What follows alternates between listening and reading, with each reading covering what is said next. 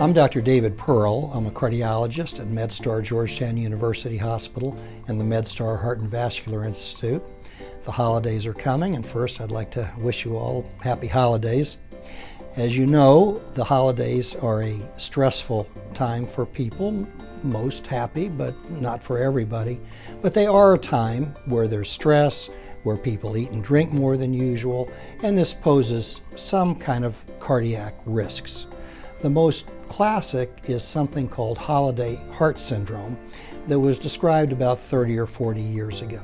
It's usually associated with people who drink too much alcohol in the setting of everything else going on in the holidays, and they develop arrhythmias, heart arrhythmias, most particularly and most commonly one called atrial fibrillation, where your heart starts to beat very erratically, very fast. It can be very frightening. It's usually not terribly dangerous. It's usually self-limited, goes away by itself. In some people it can persist and it can turn into something dangerous.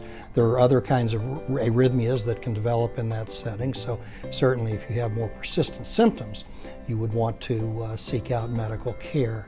For people who drink too much on a more chronic basis, that kind of arrhythmia and that kind of stress associated with alcohol, caffeine, overeating can be potentially very dangerous.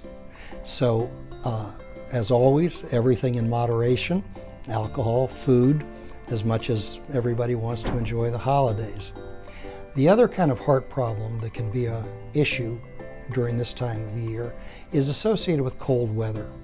Anytime you're in cold weather, your blood vessels constrict and it's more work for the heart.